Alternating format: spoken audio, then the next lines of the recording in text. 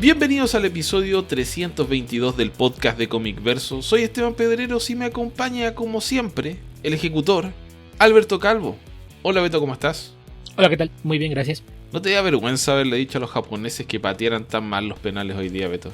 Sí, yo esperaba que los japoneses hicieran lo propio y echaran a Croacia y que después los coreanos se hicieran cargo de los brasileños. Sabía que era muy difícil, pero ¿qué culpa tengo yo de que no puedan? Ahí es donde les dices, a ver, pedazos de inútiles. Le ganaron a España y le ganaron a Alemania y no pudieron con Croacia.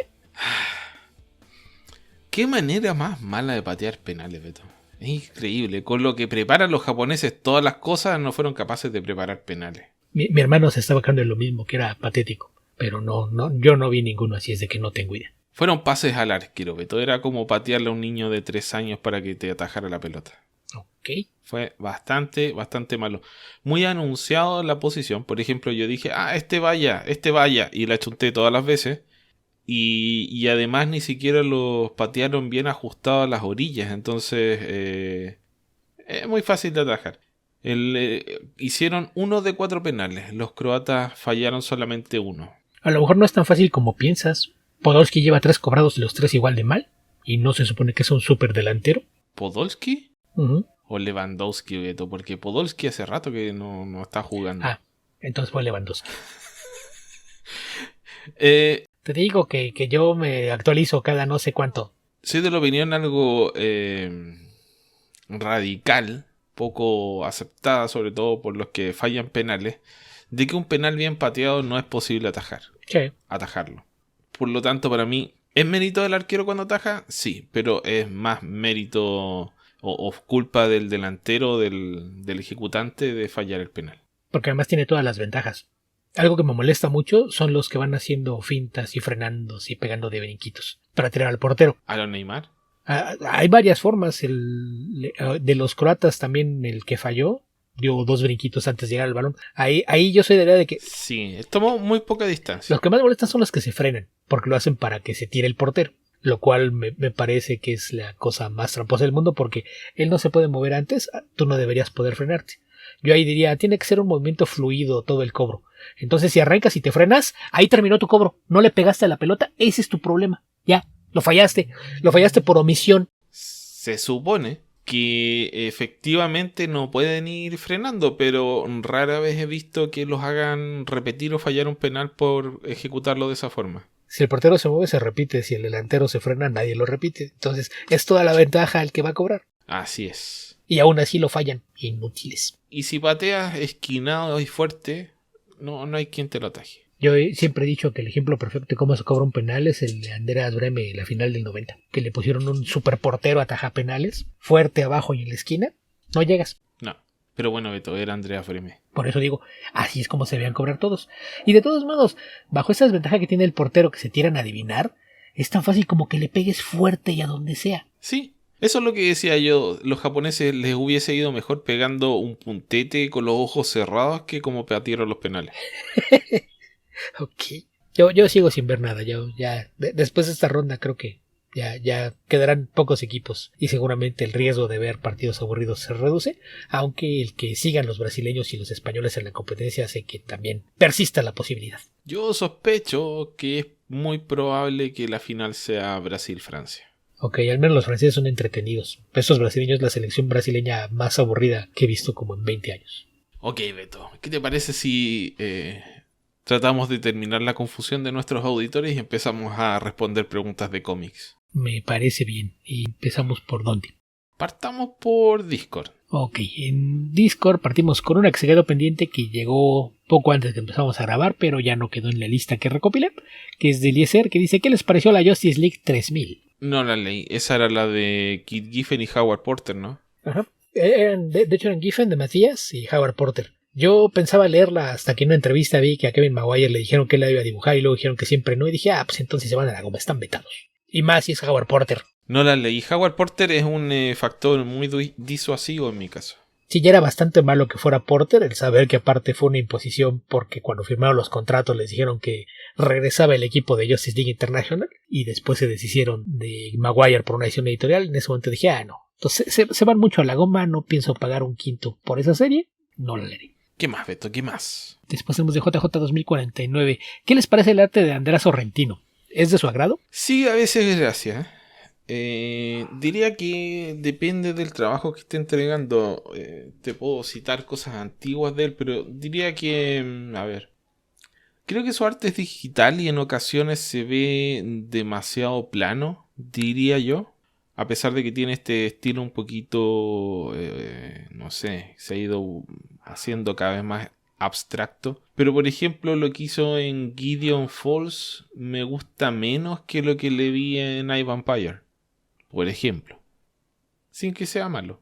Creo que ese grado de abstracción que ha ido alcanzando no me gusta a mí del todo. No es que sea malo, pero no me convence. A mí no me molesta el tema de la abstracción, pero yo creo que la abstracción en particular que ha tomado su trabajo hace que el estilo no le siente bien a cualquier tipo de historia. Entonces ahí sí depende mucho de qué clase de historias se esté ilustrando, que también funcione o no. Sí, pero yo creo que mis conflictos, bueno, creo que la historia es un punto importante, pero creo que el color es más decisivo a la hora de juzgar el arte. Creo que funciona, algunos tipos de coloreado funcionan mejor que otros con el trabajo de Sorrentino, así que ahí hay que tener ojo. Que es parte de lo que había comentado el episodio anterior, ¿no? Sí. Que a veces los coloristas no saben cómo complementar el trabajo de alguien que está haciendo una abstracción muy extrema de las figuras. Esa síntesis visual, insisto, a veces va mejor acompañada de colores planos y más bien jugar con la paleta para darles tonos, en lugar de insistir en tratar de hacer el esculpido 3D que parece que es manda para algunos coloristas, ¿no? Sí, aunque yo he visto en este caso más texturas que esculpido 3D, pero sí, diría que los colores planos favorecen ese tipo de estilos. sí, es que es tan negro el arte de Sorrentino que a veces se ve como que tuvieses una lámina negra pegada arriba de un fondo de color, algo así. Uh-huh. Como que estuviese superpuesta una lámina negra encima. ¿Sabes qué le iría muy bien? ¿Quién? Que lo colorea alguien tratando de emular lo que hace, por ejemplo, Jacob Phillips sobre los tratos de su papá. ¿Sí? Que no busca crear efectos raros ni nada, sino que crea una paleta de color y le va haciendo degradados y entramados con los mismos colores para acentuar el tono y no trata de jugar con la luz y sombra en las figuras. O sea, eso ya está en el trazo, ¿para qué le mueves? Algo así como lo que hace Jacob Phillips sobre su papá se vería muy bien sobre Sorrentino. Puede ser. ¿Qué más, Beto? ¿Qué más? Tenemos de Eliezer, dice, respecto a los cómics de Indiana Jones publicados por Dark Horse o los de Marvel, ¿han leído alguno? No, ninguno. Sí. Siguiente pregunta, Beto. ¿Decís comentar algo en particular? Bueno, yo no más quiero decir que yo leí los primeros de lo que hizo Dark Horse y ninguno me atrapó. No me engancharon. Entonces ahí sí yo creo que es la licencia a la que menos favor le han hecho. No puedo recomendar nada porque no recuerdo alguno que me haya gustado. Pasando a la que sigue, Raciel Lava. Sé que ninguno de los dos consume cómics traducidos al español, pero me gustaría saber qué opinan del cambio de derechos de Marvel en México, que pasa de Smash a Panini, y si Beto estará traduciendo títulos ahora de Marvel o aún es pronto para saberlo. Aún es pronto para saberlo. Sí, bastante pronto. Que aquí también no sé cómo está el tema, anunciaron que es por aquí en México, pero Smash tenía derechos también para distribuir en algunas partes de América Latina, entonces no sé qué tanto puede afectar esto al cono sur. No he visto el video con el anuncio oficial, no sé si alguien les preguntó o haya más información al respecto, pero pues eso, el tema del cambio, pues es bien sabido que desde que Panini llegó a México, esa era una de sus intenciones. Para quien no lo sepa, Panini, además de ser una editorial que trabaja en muchas partes del mundo, también son agentes y distribuidores, y ellos se encargan de manejar las licencias de Marvel alrededor del mundo.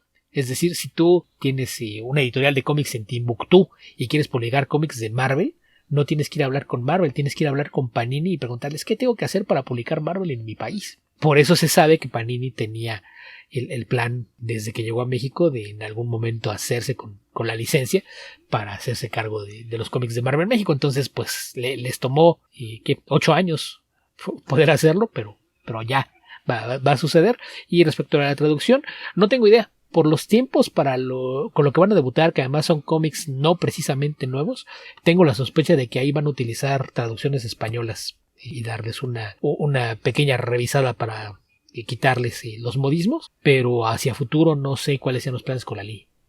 Espero que eso signifique que va a tener más trabajo, pero en este momento todavía no tengo idea si así será. Ok, ¿qué más? El mismo Raciel pregunta, ¿por qué la etapa de Nick Spencer en Spider-Man fue tan decepcionante? ¿Fue un escritor al que se sobrevaloró por su etapa en Capitán América y no era tan bueno? ¿O qué falló? No sé si la etapa de Captain America es la que lo propulsó a escribir Spider-Man. Yo diría que fue más bien su trabajo en... ¿cómo se llama? Los Foes. Los Superior Foes of Spider-Man. Superior Foes of Spider-Man, yo diría que es el trabajo que lo llevó a Spider-Man. De hecho... Podríamos decir que esa es su audición. Sí, porque si mal no recuerdo, lo que hizo en Captain America es posterior a al comienzo de su etapa en Amazing Spider-Man. No estoy 100% seguro, pero yo diría que sí. Así que, bueno, eso es una cosa. La otra, yo pienso que tal vez Nick Spencer... Creo dos cosas. Una, que tal vez no es el personaje correcto para él. Tal vez tenga una personalidad un poquito cínica para escribir Amazing Spider-Man. Y la otra es que tenía la difícil misión de suceder a Dan Slott.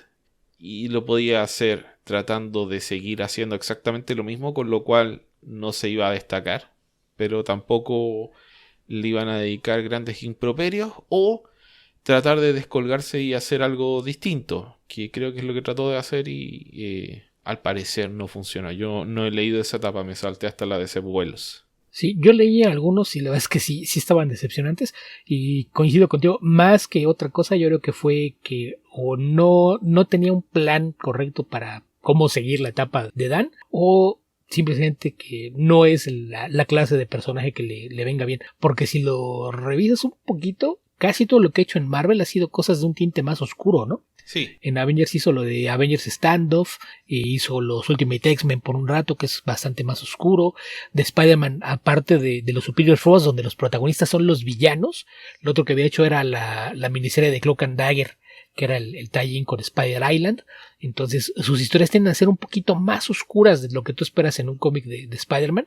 Entonces probablemente por ahí fue el tema, porque incluso lo que estaba haciendo en Capitán América pues también tiene un tono bastante más oscuro al que esperas en un cómic de Spider-Man. Entonces yo creo que más bien fue eso, que no era el match correcto, porque incluso pese a que le pusieron buenos artistas, te quedaba la sensación de que algo no terminaba de cuajar, porque pues partió la serie con Ryan Otley, y después estuvo por ahí a Humberto, estuvo Alberto Albuquerque, estuvieron como 3 o 4 italianos, ¿no? Estuvo Francesco Manà en alguna parte, estaba Federico Vincentini. También por ahí dibujó un par de números otro mexicano, Gerardo Sandoval, que tiene un estilo que también no me parece que sea el más adecuado para Spider-Man.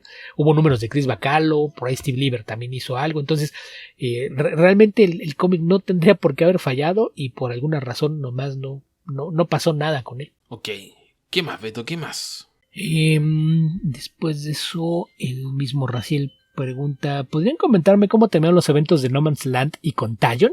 En su momento los leí en las sesiones de la extinta editorial Beats, pero la verdad es que ya no los recuerdo con claridad. Mira, en uno el mayordomo era el asesino, y en el otro todos eran felices para siempre. No, Esteban, estás equivocado. En el otro al final descubres que todo fue un sueño. Cierto.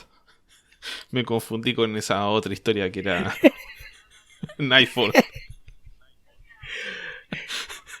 Digo, si te ibas a ir a los clichés de cómo terminó, el asesino es el mayordomo, el otro era todo fue un sueño.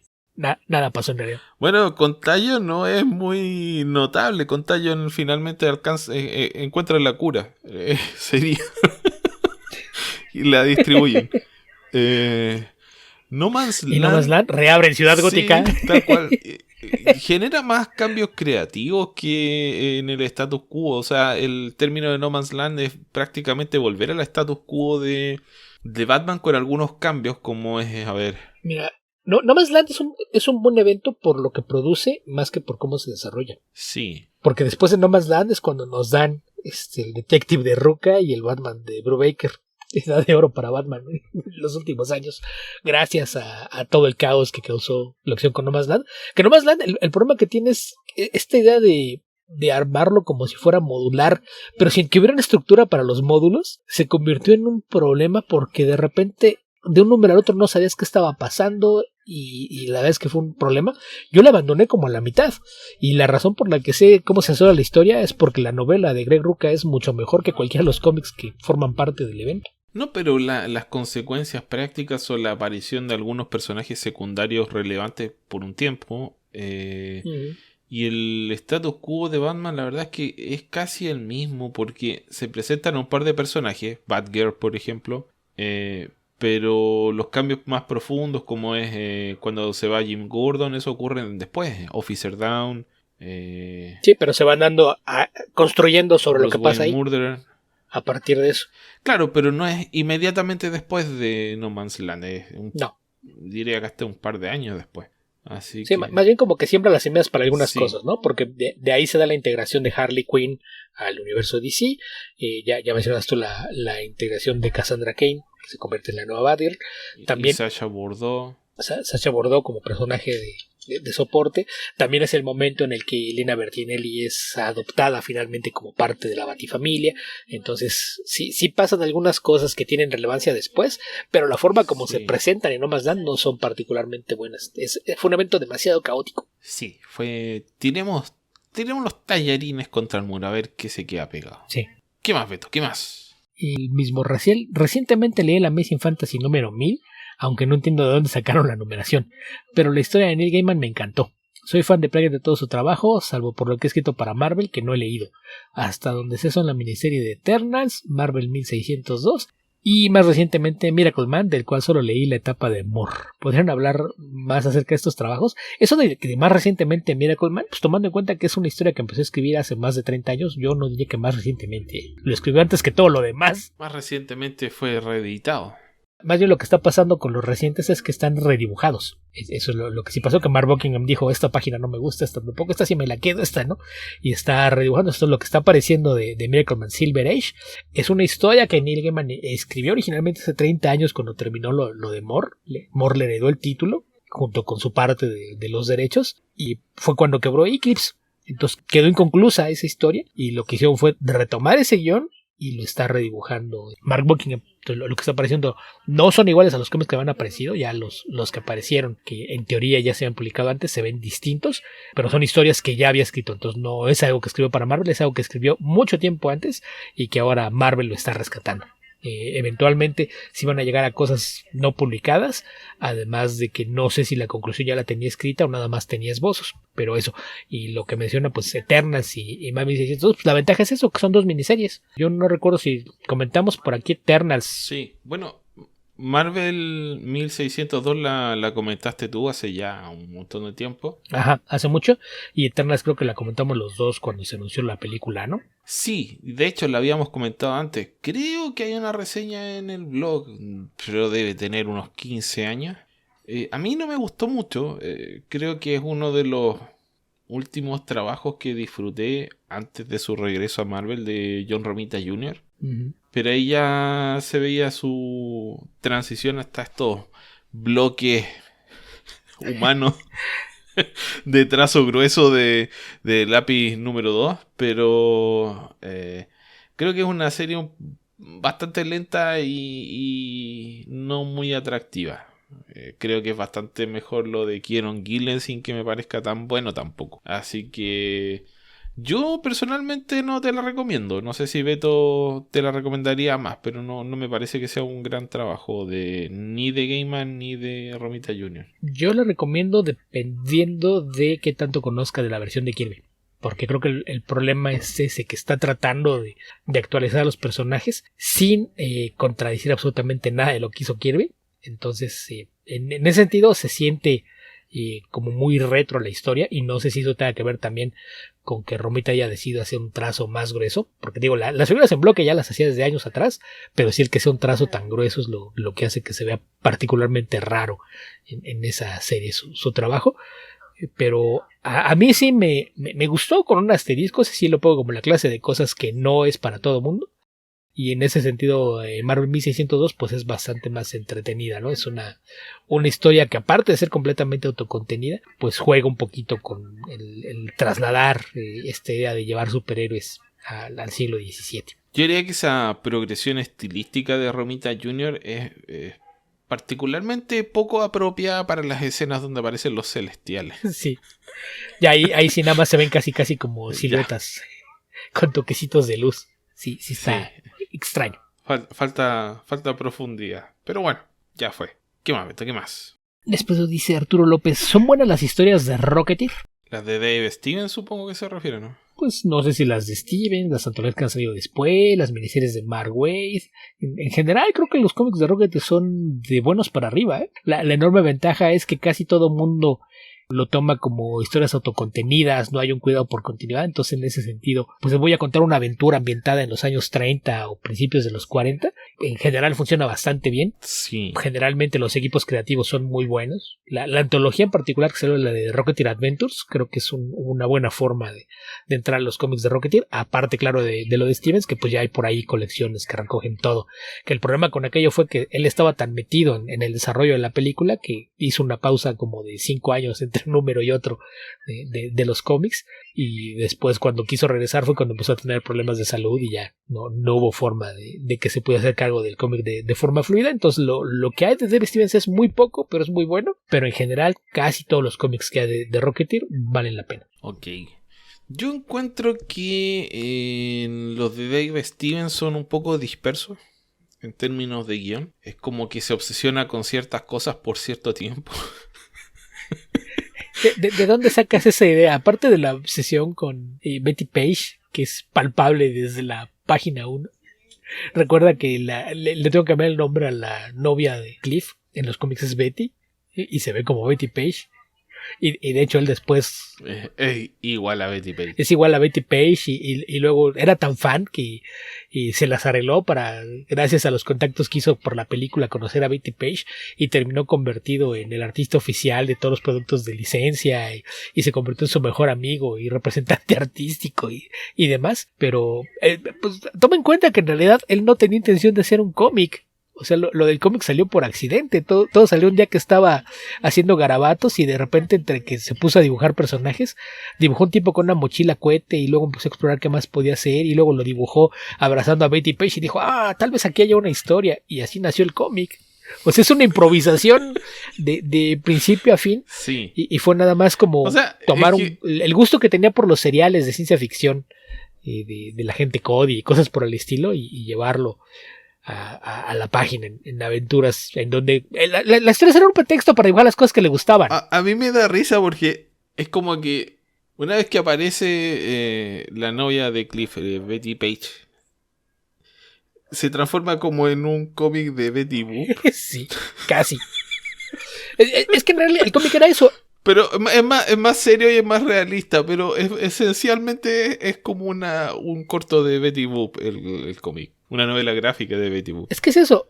El cómic nació como un pretexto para dibujar cosas que le gustaban. Claro. Los aviones antiguos, nazis, gangsters, coches antiguos y Betty Page y modelos por el estilo. Que aparte también ese fue de los cambios que cuando Disney compró y empezó a traer la película fue, tenemos que algo con la novia. ¿Por qué? Porque no puede ser una modelo de desnudos. Esto es una película de Disney, señores. Solucionen eso. Y es cuando piensas, qué lástima. Porque si hubieran convencido a Jennifer Connelly de hacer eso, hubiesen tenido más éxito en taquilla del que en realidad tuvieron.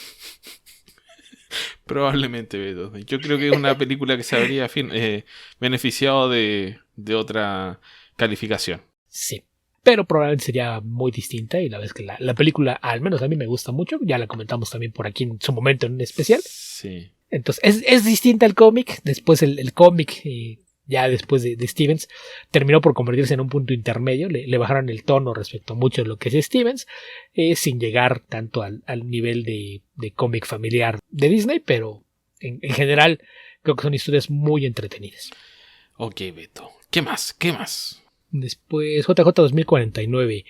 ¿Qué cómics o novelas gráficas del género distópico recomiendan? No sé si eso cuente como género. Creo que entra a ser el género ciencia ficción. Pero, por ejemplo, The Age of Apocalypse es una historia distópica y no sé si sea un cómic de ciencia ficción propiamente dicho. Ok, Beto. Tenía que estar conversando contigo. A ver. Si quieres, búscate otro compañero, Yo creo que hemos comentado muchísimas de estas historias en Comic Verso, pero así de bote pronto. Uy.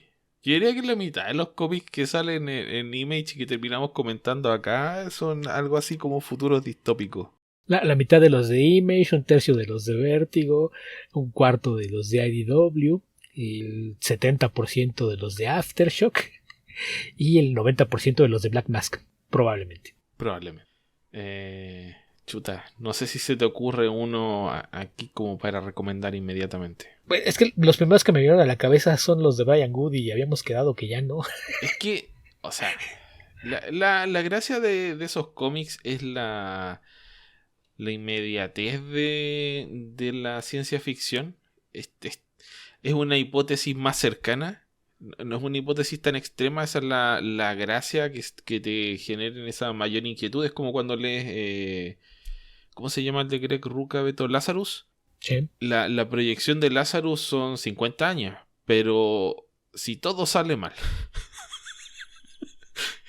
y sí, se podría dar perfectamente. Yo creo que es una proyección súper pesimista, pero realista a la vez. Sí, pero bueno, ahí está Why the Last Man, que también es una muy buena opción, que también ya lo hemos comentado extensamente en muchas ocasiones. Y se me ocurre que es que sí, casi cualquier cómic de ciencia ficción reciente que ha sido exitoso, de una u otra forma es distópico. Incluso si me apuras, Paper Girls tiene elementos distópicos en mucho de su desarrollo. Sí, hay demasiado, diría yo. Es que es la gracia de la ciencia ficción, extrapolar el presente al futuro. Y generalmente es mucho más interesante contar una historia sobre un futuro en el que todo se fue al carajo o algo salió mal, que si tratas de pintar una utopía. ¡Qué aburrido! Es que es la forma más sencilla de aislar un tópico de discusión. Sí. Entonces, por eso es un recurso tan utilizado y tan versátil. Sí, incluso en los cómics lo hemos visto muchas veces, ¿no? Sí. Digo, mencioné de hecho fue Apocalipsis que parte de esa idea, ¿no? ¿Qué pasa si cambiaras un punto en la historia? Y ahorita lo van a volver a hacer. Se viene de Sins of Sinister y van a hacer lo mismo, crearte una versión distópica del universo Marvel a través de los mutantes. Bueno, y tenemos Earth X y Kingdom Come. Ajá. Y si nos salimos de superhéroes, aparte de los que mencionamos, ahí está el Transmetropolitan de Ellis. Uh-huh. Está Kamandi. Bueno, está la de Brian K. Vaughan, Private Eye. Sí. La de Scott Snyder con Camuncol y Charles Soule, que es Undiscovered Country. La otra que comentamos hace no tanto tiempo, Sweet Tooth, de Jeff Lemire. Ajá, también. Así es que pues, por ahí hay varias. Hay un montón y hemos comentado aquí muchísimas. Sí, creo que es cosa de ir para atrás con comentarios extensos de Comic Verso. Sí. Ok, Beto, ¿qué más? ¿Qué más? Después tenemos de Arturo López. ¿Les gustaba la serie de The Shadow of the Bat? Sí, aunque no leí tanto de Shadow of the Bat. Una vez que se fue Brave perdí interés. Pero sí. ¿Ni lo de Kitson? Pero lo de Kitson viene bastante después, Beto. No tanto. Kitson llega como en el 20 y algo, ¿no? Sí. Entonces sí hay por ahí algunos intermedios, pero tampoco cuesta tanto tiempo de distancia. Sí. Ok. ¿Tú, Beto? Sí, en general, y yo lo he comentado muchas veces, yo soy muy fan de todo el trabajo de Alan en Batman, entonces yo sí, incluso después de que fue Brave Fogel me quedé. Cuando llegó Kitson lo disfrutaba bastante, y ya más adelante, conforme fue transformándose el título, pues poco a poco le fui perdiendo el interés, pero al menos todo lo que hizo Alan en Shadow of the Bat me gustaba mucho. Ok. En particular lo que hizo con Brave Fogel y con Barquito. Sí. Esos primeros 4 números todavía me gustan. Creo que es un buen comienzo de serie. Sí, son muy buenos. ¿Qué más, Beto? ¿Qué más? ¿Qué más? Y la última que tengo en Discord es del mismo Arturo, que dice: ¿qué opinan de la etapa de Andy Deagle en Daredevil? No lo leí. A mí me gustó, yo en su momento lo comenté, es mayormente lo de Shadowland. Sí. Que es cuando se hace cargo de The Hand y tiene por ahí toda clase de historias oscuras y pactos que lo convierten en un antihéroe. Creo que era la única forma de mover hacia adelante las historias de Daredevil después de donde se lo dejó Brubaker. Creo que entre Bendis y Brubaker fue como que ya, no tienes más que hacer si lo dejas como vigilante de Hell's Kitchen nada más, entonces invéntate algo raro o si nadie te va a pelar. Y me parece que dentro de las circunstancias lo que hizo es bastante interesante, hace una exploración del personaje y su mundo a través de hacer lo que tome toda clase de decisiones controversiales, Entonces, en ese sentido, a mí me gusta bastante. Sé que hay mucha gente a la que no le gusta, pero yo entiendo por qué decidió tomar un rumbo tan radicalmente extraño. Y a mí hay muchas cosas que me gustan de esa etapa. Sí, sí hay cosas que a lo mejor pudieron haberse resuelto de mejor manera. Creo que Shadowland pudo haber sido un poquito más corta, pero en general me gustó su trabajo en la serie. Ok, Beto. ¿Seguimos con las preguntas? En Discord ya no tengo nada, así es de que tendríamos que movernos a las de YouTube, porque en Twitter tampoco hay nada. Ok. Ricardo Pérez, Beto, Ok, tiene una enorme cantidad de preguntas. no me sorprende. Pregunta para el caballero Calvo. ¿Qué sucedió con el Editorial Vid? ¿Llegó a la quiebra? Sí. Y sí y no, porque siguió operando. Más bien lo que pasa fue, más bien se metió en tal cantidad de deudas que lo que tuvieron que hacer fue decir que habían quebrado, ya no quedaba nada, pero pues incluso hay quienes afirman que se convirtieron en compañías fantasmas, invirtiendo dinero en muchas otras partes y trabajando desde detrás de las sombras. Fraude a los acreedores se llama eso, Beto. Mayormente. De hecho, se sabe que había algunos mangas que costó algún trabajo conseguir las licencias para volver a publicar en México porque los japoneses estaban reacios a volver a soltarlos por la mala experiencia que tuvieron con la última empresa mexicana con la que trabajaron, que era justamente Vid. ¿Han leído The Heckler de DC Comics? ¿Lo recomiendan? Sí. No. No particularmente. Ahora, no es malo, pero es rarísimo. De partida se supone que es un cómic de comedia. Es de un cómic de comedia, pero es de un cómic de comedia muy, muy extraño. Giffen sin de Mateis tiene un humor bastante más extraño. Y era una época en la que, no sé si por obcecado o por flojo, Giffen estaba obsesionado con los diseños de página de 9 viñetas. Hay que recordar que Giffen es uno de esos artistas que siempre estaba experimentando con su trabajo. Sí. Entonces de repente decía, no voy a hacer líneas rectas. Ajá. Y a veces salían unas cosas bien raras. Como Infanticidio. Como Infanticidio, por ejemplo. O lo que estaba haciendo en... ¿Cómo se llama su cómic de Image? Trinker. Ah, sí. Que el arte se ve muy atractivo, pero es rarísimo. Y de repente se iba... Ok, lo voy a dibujar como si fuera un cómic de la Edad de Plata. O aquí no voy a intentar hacer que las figuras se ven como si fueran tridimensionales. Todo se va a ver plano. Y jugaba mucho con estar haciendo experimentos visuales con su arte. Y en Heckler, me imagino que aprovechando la popularidad que tenía gracias al Justice League, decidió convencer a un editor y decidió convencer a los editores de que lo dejaran hacer lo que él quisiera. Y esa miniserie de Heckler es muy, pero muy extraña. Entonces, hay cosas que me gustan, pero es la clase de cosas que tendrías que saber más de qué le gusta a alguien antes de decirle, sí, léela, te va a gustar, porque no es algo. Sí. No es algo tan accesible. El humor, como ya decía, es algo bien extraño. De por sí el humor de Giffen es una cosa bastante rara. Sí. No es lo mismo estar trabajando con De Macías en un cómic que es bastante mainstream a de plano que lo dejen solo, porque sí tiene un sentido del humor bastante peculiar.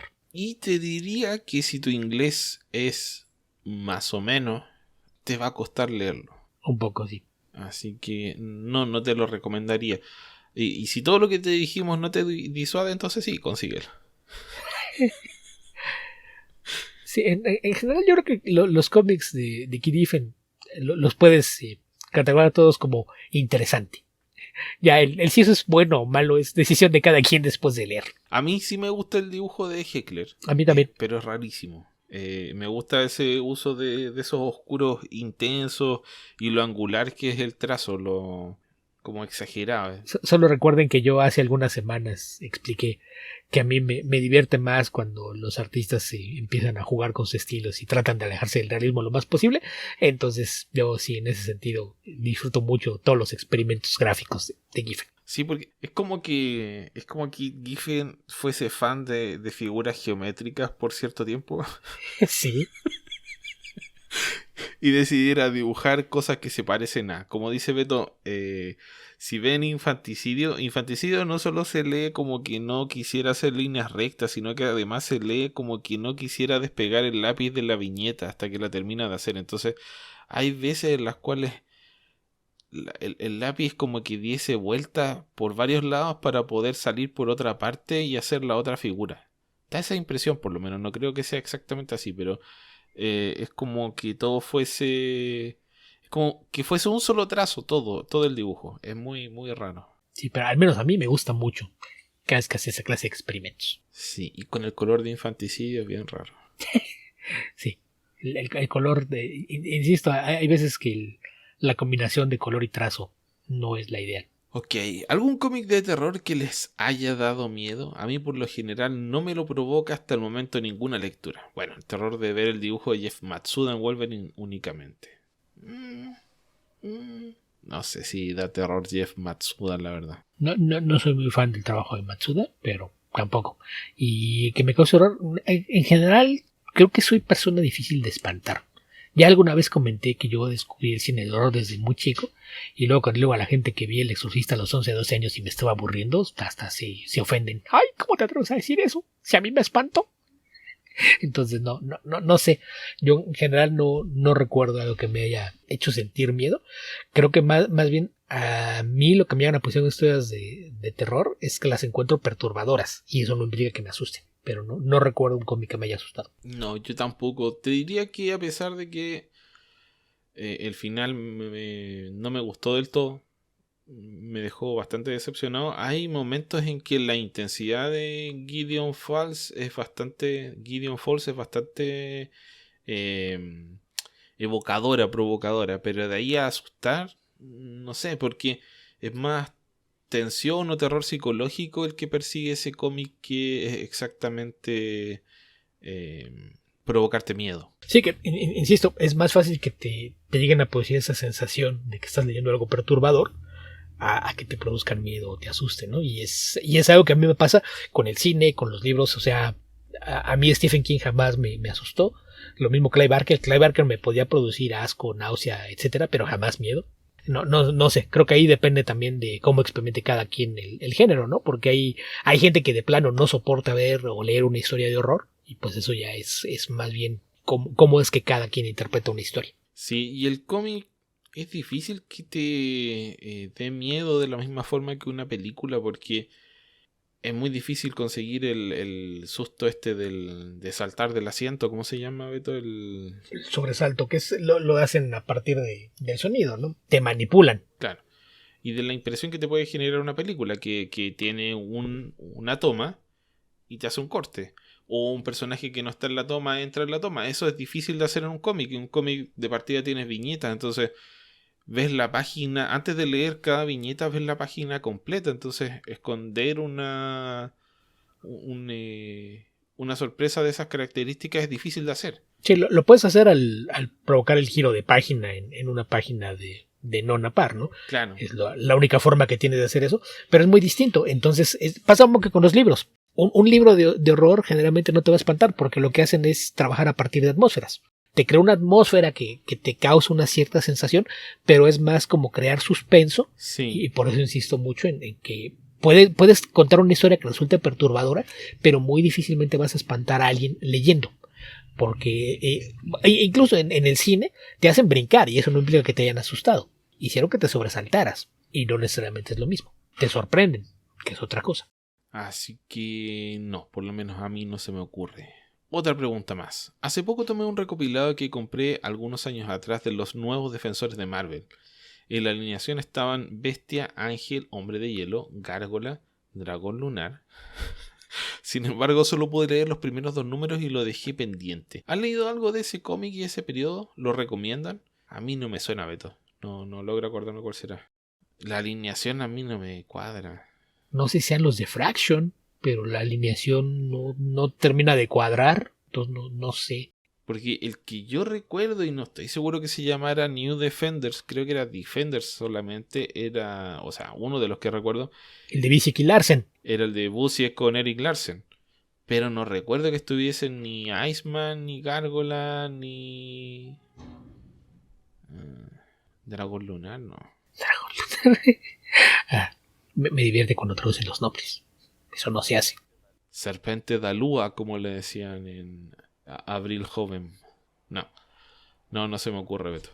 Así que, bueno, como la pregunta es si lo leímos, creo que la respuesta es no. Al menos no ubicamos cuál sería. Necesitaríamos más detalles, el equipo creativo o algo así, para saber exactamente a qué etapa se refiere. Ok. Siguiente pregunta.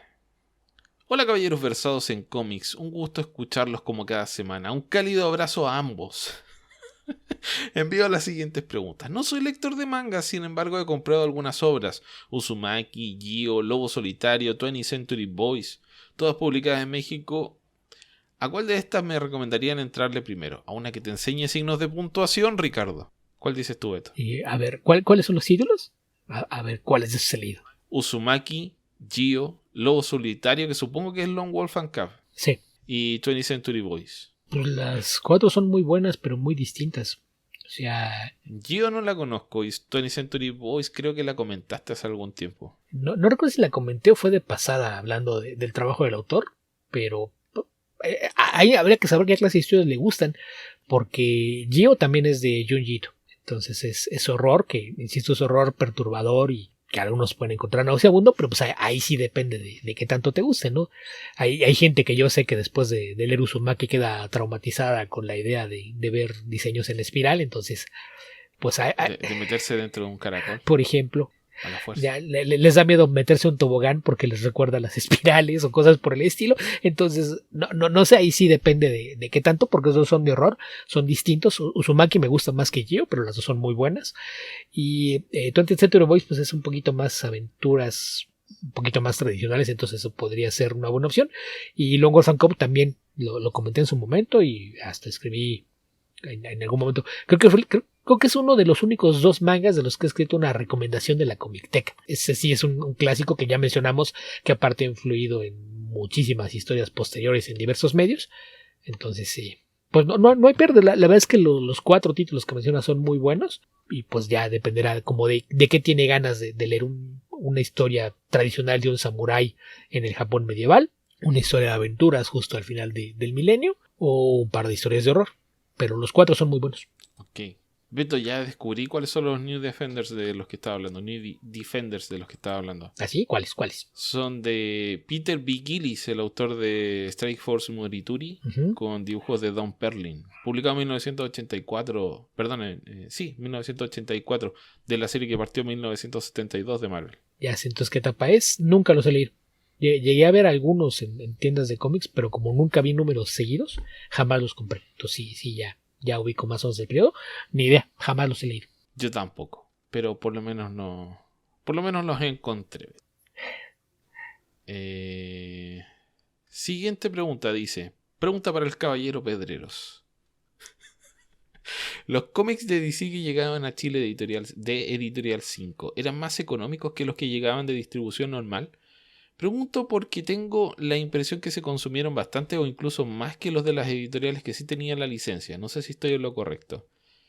No eran más baratos, pero no eran mucho más caros. Digamos que el precio de venta, a ver, de los cómics de perfil, si no me falla la memoria, partieron en 250 pesos y llegaron eventualmente algo así como 450, pero en la época que yo empecé estaban en 250, 300. Que en esa época eran aproximadamente 60, 70 centavos de dólar, probablemente algo así. De la época, estamos hablando de 1993, hace 30 años. Y los cómics de 5 costaban 400, 500 pesos. Hay algunos que eran bastante más caros, 800 pesos, qué sé yo, pero tampoco era una cantidad tan alta de dinero. Lo que sí es que, a ver, los cómics de perfil llegaban un número a la semana, o mejor dicho, un número al mes de cada serie. En cambio, 5 ya estaba publicado, entonces llegaba todo. Por lo tanto, si te querías comprar 20, 30 números de algo, lo podías hacer. Y tenía una gran variedad de series. 5 publicó, como dije el otro día, probablemente más de la mitad de los cómics de la época de DC. Entonces tenías una amplia variedad de cómics que Perfil no te ofrecía. Perfil tenía 4 series que eran Superman, Batman, Flash o Flashman y Justice League.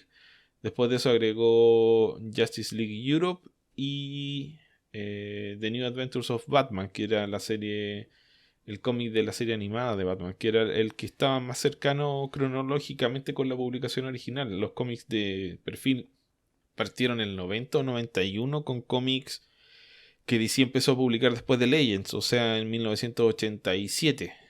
Alrededor de 4 años de desfase había entre las series estadounidenses y lo que publicaba Perfil. Así que 5 que había empezado, creo que a principios de los 80, 10 años antes que Perfil, tenía una biblioteca de cómics amplia que llegó de golpe. Y podías ir y conseguir, no sé, los 33, 36 números de Question de una. Inmediatamente te los comprabas. A veces los conseguías a 200 pesos también, que eran muy baratos. Había algunos, yo recuerdo por ejemplo que no eran de 5, pero llegaron en la época los cómics que sacaba Norma de Spirit, que era la edición de Kitchen Sink publicada en España. Se conseguían a 100 pesos, que era un cuarto de dólar cada uno. Así que algunos de esos eran muy baratos. Originalmente entiendo yo que esos cómics llegaron como lastre, como se botaron nomás en España. Y alguien los recogió y los mandó a Sudamérica y acá se vendieron, pero básicamente se vendieron por kilo, por peso. Así que la gente que hizo el primer negocio hizo bastante negocio. Ok. ¿Qué más? No sé si ya lo han comentado, pero podrían hablar un poco sobre el personaje Nexus y qué historias recomiendan. Sé que en el pasado he hablado de Nexus, pero no recuerdo si fue con recomendación de historias. Que aparte es, híjole, es un personaje con una historia. Es más difícil. Es que la cantidad de material que hay disponible, creo que sí hace que sea un poquito difícil, ¿no? Ahí la forma más fácil de entrarle sería con los archives, que no son precisamente baratos. Entonces no sé, es una idea. O no sé qué tanto acceso tenga a conseguir números atrasados de lo que se publicó en los años 90. Cuando Dark Horse tomó la licencia, Dark Horse publicaba en un esquema de miniseries que era bastante útil. Y la mejor forma de entrar al personaje era una miniserie de 2 números que era Nexus The Origin, que te contaba todo lo básico y ya de ahí podías empezar a leer incluso cosas salteadas de continuidad porque ya podías entender las bases. Pero pues la cosa es que para que puedas apreciar muchas de las historias sí tienes que tener un cierto conocimiento del personaje antes de entrarle. Es un cómic de ciencia ficción creado por Mike Baron y Steve Riot que pues parte de la premisa de que es un tipo que es contactado por un ser aparentemente todopoderoso que pues parece ser el poder de un dios y lo convierte en un ejecutor. Por eso es que se le conoce en ocasiones como Nexus the Executioner, que durante mucho tiempo fue el subtítulo que llevaba la serie. Se convierte en un verdugo de asesinos y criminales. Es Horacio Hellpop, que es una persona que pues recibe la visita de Merc, este extraterrestre que le concede poderes increíbles a cambio de que tiene que cazar a los peores criminales de la galaxia. Un poquito de aventuras, con humor negro, mucha acción, pero sí es la clase de lectura que no es fácil entrarle porque la cantidad de material que existe hace que sí tengas que remitirte, si no al inicio, por lo menos algo que te haga un buen recuento. Entonces si no es a partir de los archives o no sería alguna versión en pasta blanda de los mismos, pues yo recomendaría buscar esa miniserie de 2 números que es Nexus The Origin y ya probablemente de ahí seguirse con algunas de las miniseries de Dark Horse que lo que hicieron fue pues servir como puente para quienes no conocían al personaje por sus primeras aventuras. Las miniseries de Dark Horse creo que te van dando las bases como para poder entender todo sin ningún problema. Ok, quedan más preguntas, Beto. Está ganándole a Tío Goy por lo menos esta semana. Okay. ¿Qué cómics o historias escritas por Jim Shooter recomendarían? A mí me gusta mucho su Solar, Hombre del Átomo de Valiant. Y pues lo que hizo en Valiant a mí me parece que quizás su mejor trabajo fue la serie de Harbinger. Creo que es mi serie favorita de lo que hizo en Valiant. Además de que era coescritor, o al menos eso se supone, en Exo Manowar, en la versión original. Entonces, del lado de Valiant sería eso. De lo que hizo en Marvel y DC, no sé, tengo sentimientos encontrados con la mayoría de las historias. No sé si a ti se te ocurre algo en particular. No realmente. Porque no diría que voy a recomendar que te leas lo de la Legión de Superhéroes, por ejemplo. Porque ya hablamos muchas veces de lo difícil que es mandar a alguien a leer cómics de la Legión, sobre todo en la Edad de Plata. Sí. Y para la época son notables, pero no sé si no tienes un amor fuerte por la Legión de Superhéroes. Si no eres fan de la Legión vas a decir, ¿y esto qué? ¿Por qué se les ocurre que no? ¿Quién dijo que esto era bueno? Sí. Ok. Recientemente terminé de leer El Flecha Verde de Mike Grell. Me gustó bastante. Lo último que supe de él fue que escribió El Hombre de Hierro para Marvel, pero ya tiene ratito. ¿Ya se retiró? Entiendo que sí, Mike Grell tiene más de 70 años, así que eso por un lado. Por otro lado, Mike Grell también tenía una enfermedad a las manos, que fue lo que le impidió seguir dibujando. Más o menos se retiró en los 80 de los dibujos. Diría que sí. Sí, poco a poco fue haciendo la transición de cada vez dibujar menos, Ajá. ya luego nada más hacía portadas, pero tuvo que ver con eso, o sea, no fue que ya no quisiera dibujar, sino que ya no podía, le costaba muchísimo trabajo, entonces se volvió mucho más selectivo en lo que dibujaba y terminó por hacer la transición a convertirse en escritor, pero como mencionas, sí, entre la edad y que ya sabemos que de repente las editoriales, en su afán de estar buscando autores que estén de moda, pues a veces ya después de cierta edad es difícil que algún creativo ya de más cierta edad o con cierta trayectoria pueda conseguir trabajo de forma constante, más allá de que lo inviten a participar de repente en antologías, ediciones de aniversario, proyectos especiales. Entonces yo lo último que supe fue que mayormente se dedicaba a andar en el circuito de convenciones y demás, pero sí creo que tiene ya varios años que no realiza algún cómic. Sí. ¿Qué habrá sido lo último? La versión más reciente de Warlord, la que salió antes de los New 52. Uy, ¿verdad? Sí, pero eso fue un regreso después de muchísimo tiempo. Sí, o sea, es lo que me refiero, que trabajo muy esporádicamente, pero yo lo último que hago sería en eso, ¿no? Porque estaba el Warlord de los 70 y 80. Que fue como que Dan Didio era fan de esa serie porque trajo... Sí, muy probablemente. Trajo a Mike Grell y a Dan Jurgens a Warlord. Ajá, porque fuera de la serie de Green Arrow y algunos de sus cómics propios, los de John Sable, Star Slayer y demás, que a cada rato revivían en distintas editoriales, era más cosa de reimpresiones que trabajo nuevo. En Marvel, ¿qué habrá sido lo último? Hizo algunos números de Iron Man a principios de este siglo, ¿no? No recuerdo algo después de eso. Sí, no, yo... Mira, dice acá Wikipedia que entre 2002 y 2003 trabajó en Iron Man. Que muy probablemente es a lo que se refiere Ricardo. Claro que dice que Tony Stark le reveló su identidad al mundo.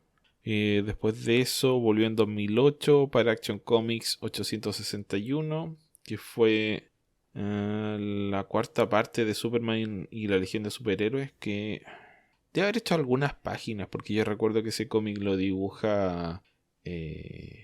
¿cómo se llama este?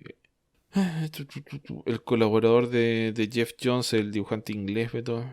¿Cómo se llama? Gary Frank. Es que es eso, que en muchos... Creo que también hizo algunas páginas en una miniserie de X-Men.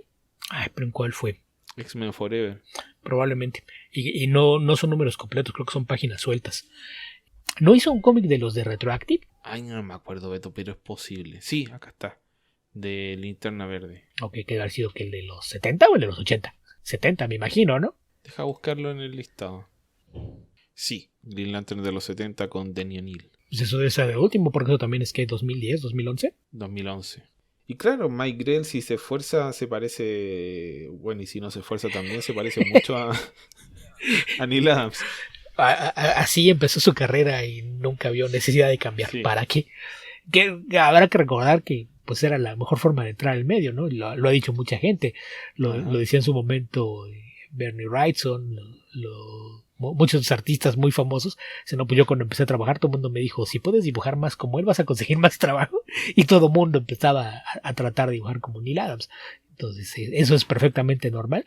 Pero probablemente Grell sea de los que nunca vio necesidad de cambiar su estilo. Sí. Así que eso, pero sí, mayormente retirado. No sé si por decisión propia o más probablemente a fuerza de que no lo llamaran más, que es lo que suele hacerte la industria del cómic en general. Sí, pero desde principios de siglo yo sabía que mayormente se dedicaba ya a andar en el circuito de convenciones y vendiendo autógrafos y demás. Creo que es de lo que vive. Sí. para mi gusto su último trabajo destacado fue, o sea, no para mi gusto, creo que está ahí en su bibliografía, fue Green Arrow. Después de eso es bien esporádico, aparece por aquí, por allá, hace esto otro, pero un periodo creativo largo a cargo de lo que sea, proyectos propios o ajenos, no hay mucho. Sí, pues eso. Todavía quedan preguntas, Beto. Esta tú te la sabes de memoria, así que trata de contestar, de satisfacer esta duda. En la historia de Batman año 2, ¿por qué no siguió dibujando Alan Davis? Desmereció cantidades cuando llegó McFarlane. ¿Por qué se la dieron a él? ¡Terrible! De hecho, Alan Davis renunció. Y todo por culpa de una pistola. Lo que ocurrió fue que mientras estaban haciendo la historia, estaban trabajando en Batman año 2 al mismo tiempo que Miller estaba haciendo el Dark Knight Returns. Y pues resulta que había una controversia porque la pistola que dibujó Alan Davis no era como la que estaba dibujando Frank Miller, y como Frank Miller en ese momento era el niño dorado al que le cumplían todos los caprichos, nadie le quería decir que cambiara la pistola y le fueron a decir a Alan Davis que si podía por favor redibujar las páginas donde estaba la pistola, porque la nueva versión oficial de la historia era la que estaba haciendo Frank Miller y la pistola era distinta. Alan Davis volteó a ver lo que había hecho y resulta que pues la pistola que él estaba dibujando en año 2 evidentemente era parte esencial de la historia, iba a aparecer en muchísimas páginas y tendría que redibujar muchísimas viñetas. Preguntó en qué tanto peso tenía la pistola en el cómic de Frank Miller y le dijeron, aparecen 2 páginas y no es más bien que él dibuje 2 páginas a que yo dibuje 60. Le dijo, no, pero es que es Frank Miller, no le puedes decir, no le pueden decir, entonces no le digan y que alguien más redibuje lo mío, renuncio. Y eso fue lo que pasó. Y trajeron a McFarlane porque le preguntaron, ok, ¿quién tenemos que se quiera aventar el paquete de dibujar 22 páginas en una semana? Y McFarlane dijo, yo. Y todo el mundo dijo, bueno, dibuja igual de gacho cuando lo hace en un mes que si lo hace en una semana, está bien, que lo haga. Mira, diría que es una opinión un tanto dividida el tema de si ayuda o no ayuda a McFarlane. A mí me parece que estoy de acuerdo contigo. Pero además me parece que Año 2 es una historia malísima. No envejeció bien. No, para nada. Y yo creo que tampoco nació bien, Beto. Yo creo que cuando era joven ya era mala. No era mala, pero no... Más bien el hecho de que se colgó de la marca el ponerle el Año 2 hizo que hubiera unas expectativas más altas. Ya era una historia del montón, era una historia más. Entonces, no era mala, más bien era mediocre. Era una historia mediocre y le dieron demasiado peso en ese afán de colgarse del éxito que tuvo Año 1. Ese fue el problema. Y la verdad es que sí, no envejeció mal. Entonces, una historia que nació siendo mediocre, al paso de los años sí se ha convertido en algo que ya tiende a ser malito sin defensa alguna. Es que no solo es mediocre, es problemática. Pero bueno. Insisto, pero eso ya es cuestión de los tiempos, sí. La forma en que envejeció. Y el arte de McFarlane yo creo que se divide en que todas las escenas que no son Batman arriba de un edificio con una capa gigante son malas. Sí, vamos, es vistoso a la hora de hacer pin-ups. Vistoso, no bonito. Son cosas muy distintas. Y ese es el tema, que a mucha gente le gustó porque hacía algunas viñetas en las que Batman se veía espectacular, aunque no tuvieran sentido ni pies ni cabeza. Hay muchos ejemplos en línea donde van a encontrar ejemplos de todas las cosas que hace mal. Hay una viñeta muy famosa pues una de las portadas de en el que está abrazando a la chica, que todo el mundo ha tratado de descifrar qué es lo que está pasando dentro de la capa porque no tiene sentido la forma que toma. Y alguien dijo, ya la descubrí, y dice que está Batman con un pie levantado, como si esté dando una patada de karateca al mismo tiempo que está parado en un solo pie y sirviéndole de apoyo a la chica. Es una que me divierte mucho cada vez que veo que intenta descifrar cuál es la pose del cuerpo de Batman debajo de la capa, porque no tiene sentido. Hay viñetas en donde dibujó rodillas al revés porque estaba más preocupado por hacer un pin-up que por fijarse en lo que estaba dibujando. Entonces sí me parece que es un dibujante increíblemente sobrevalorado. Y si estás viendo un dibujo de Alan Davis y de repente te ponen a McFarlane, sí es... Se nota más. Es de esas cosas que te provoca un shock. Espérate. Este dibujo iba muy correcto. ¿Qué pasó aquí? Claro, justamente por contraste se nota aún más la diferencia. Sí, si estuvieras reemplazando a un artista que fuera igual de hacer pin-ups y no fuese tan cuidadoso con la anatomía o la narrativa, pues probablemente no lo notarías, pero después de Alan Davis sí se nota y es un cambio muy drástico. Ok, y termina con un agradecimiento, Ricardo, que dice: gracias por su trabajo, caballero. Sé que hablo por todos los escuchas cuando escribo, que nos alegran cuando escuchamos Comic Verso. Un voto porque durase un par de horas más. Dice, el porqué de razón es porque todo junto sin tilde. Ok. Muchas gracias, Ricardo. Sabes, Esteban, te voy a decir algo que alguien me dijo alguna vez respecto a que le estés corrigiendo la ortografía. ¿Qué? Que a veces te das cuenta cuando alguien vive de trabajar con eso, porque decide no seguirle corrigiendo de a gratis las cosas a la gente. Sí, bueno. Yo por eso me quejo y ya no hago correcciones. Nada más me quejo. Yo sé que a la gente le hace gracia de una manera retorcida que yo me quede pegado en ese tipo de cosas, entonces insisto. Ok. Ok, Beto, creo que es hora de que dejemos de responder preguntas un momento y comentemos algo. ¿Qué leíste esta semana, Beto? Pues queda solamente una pregunta. ¿No sería bueno sacarla ya y olvidarnos del asunto? Ah, ok. Bueno, dale, Beto. Pensé que había más. No, pues según yo, ya acabaste con todas las de Ricardo, ¿no? Sí, que eran muchísimas. Acabamos con todas las de Discord, entonces según yo nada más queda otra de YouTube, que es de Alberto Palomo. Ok. Dice... también tiene un comentario que dice: por cierto, Esteban, mi hermano estuvo en Chile y le gustó. Ah, qué bueno. Está bonito, oso. ¿Qué dice? ¿Algo de oso? Dice: está bonito, oso. No sé si eso lo puso para que aparecieran los emojis, porque después hay un emoji de una carita sonriente y otro de un oso. Probablemente fue eso. Sí, mira, yo creo que tengo un poco de este complejo de provinciano que tenemos los chilenos, de pensar, bueno, es que ¿cómo les va a gustar Chile si hay otros países más interesantes? Entonces cuando me dicen, compara la gastronomía chilena con la mexicana, yo digo, ¿para qué? Pero no significa que no me guste la comida chilena o que sea mala, solo que digo, no tiene sentido. Sí, es eso, estás tan acostumbrado que te parece aburrido, nada más, no le ves nada de especial. Claro, yo creo que lo más raro que podrías, como cuando vino Andrew Zimmer con su Bizarre Foods, lo más raro que podría encontrar acá es el piure. Ok. Que es como comerse un extraterrestre. Pero dale, Beto, ¿cuál es la pregunta? Su pregunta, bueno, lo malo es que no va a ser de las cortas. Todos sabemos que la edad de plata de los cómics empezó con los Cuatro Fantásticos y Flash, pero ¿cuál es el cómic que la cerró? ¿Con qué cómic cerró la edad de plata? Cerró la edad de plata. Chuta. Es que aquí habría que entender que estos términos fueron creados de forma aleatoria. No hubo un estudio decidir, si esta arranca aquí y termina aquí. Yo creo que el final de la etapa de Lee Kirby y los Fantastic Four. Es que el tema es que puedes identificar en dónde empiezan, pero en dónde terminan es muy difuso, ¿no? Sí. Porque, por ejemplo, ¿tú dirías que los cómics publicados a principios de los 50 son parte de la Edad de Oro? A eso es a lo que me refiero, porque si te vas a la percepción clásica, todo el mundo te va a decir: la Edad de Oro parte con la colección de Action Comics número 1 en 1938 y dura hasta 1956, justo antes de la aparición del Showcase número 4. Y ahí empieza la Edad de Plata. Yo no estaría de acuerdo con esa afirmación, pero por ejemplo, de lo que dices del tema de las fronteras difusas, dijo la Edad de Plata comienza con el Fantastic Four número 1 y la primera aparición de Flash. Pasan 5 años entre una cosa y otra. Son 5 entre uno y otro. Sí, lo que pasa es que más bien son graduales. Insisto, esto se da años después.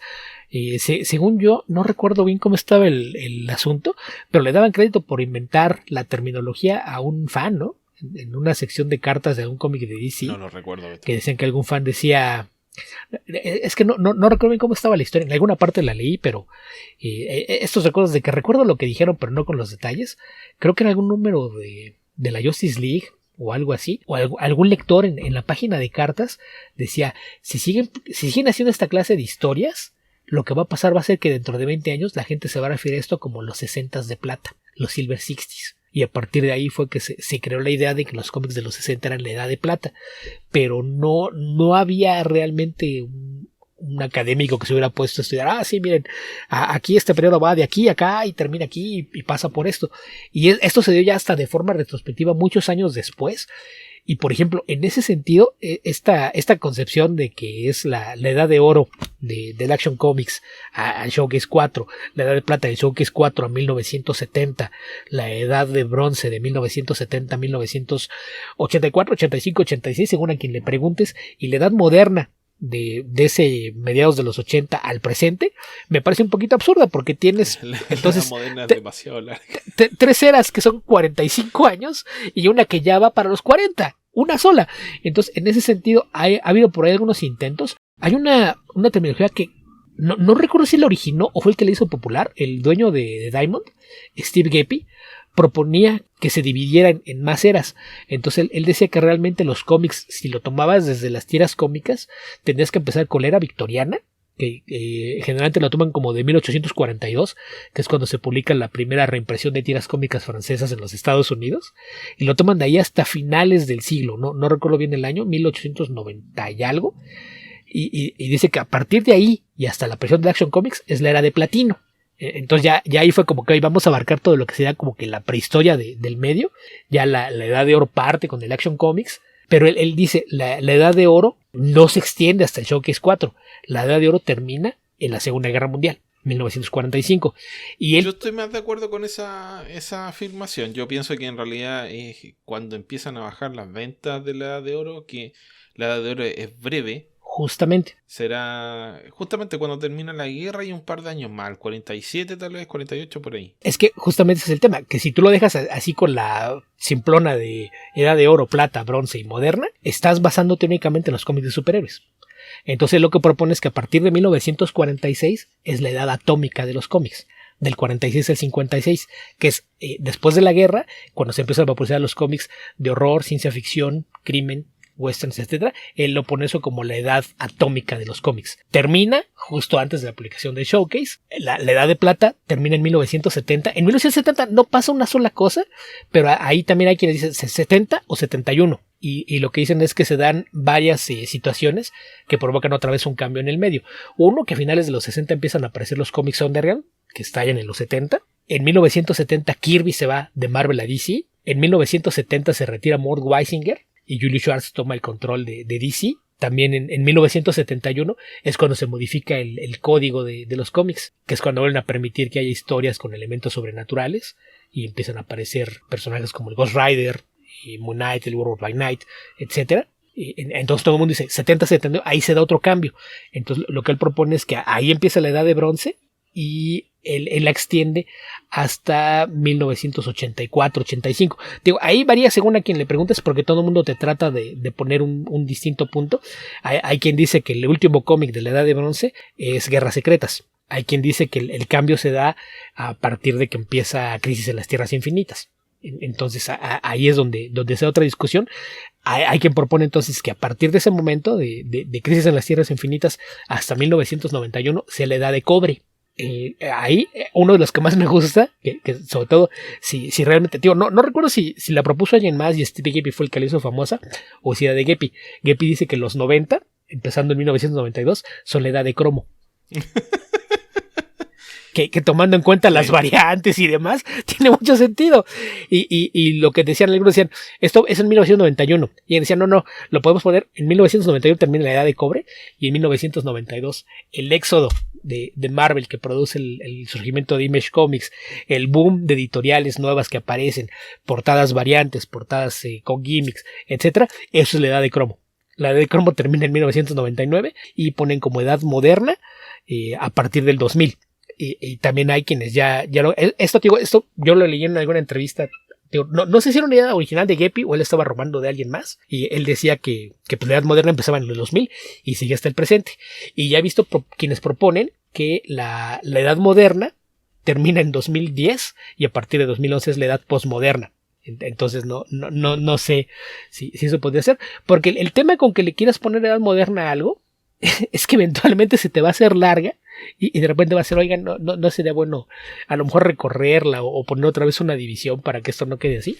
Es que la edad moderna siempre se va a ir corriendo. Exactamente. Y entonces, si la vas a dejar como edad moderna, vas a tener siempre un problema. Entonces, ahí es con la que no estoy de acuerdo. Lo que sea la edad de cromo, los 90 me gusta.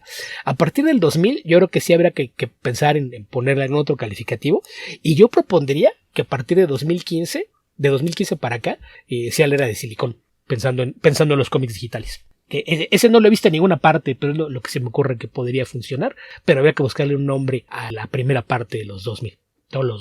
La primera década y el principio de los 2010. Yo diría que es algo así como una segunda edad de plata, por decirlo de alguna forma, no por el éxito, porque en realidad ninguna de estas etapas se compara ni con la Silver Age y mucho menos con la Golden Age en términos de venta, pero en términos del tipo de historia hay bastante de retomar ideas clásicas a partir de esa fecha. Y también recuerdo que alguna vez vi que alguien se refería a todo lo que se ha producido a partir del 2000 como la edad de diamante, pero ese no me acuerdo quién era ni cómo lo justificaba. Porque volvemos a lo mismo, si pones como la de diamante eso, ya llevamos 20 años, ¿qué vas a poner después? Mira, volviendo a la pregunta original, Beto, que yo sé que te gusta salirte del esquema de lo que te están preguntando, redefinir el paradigma y decir que no quieres responder.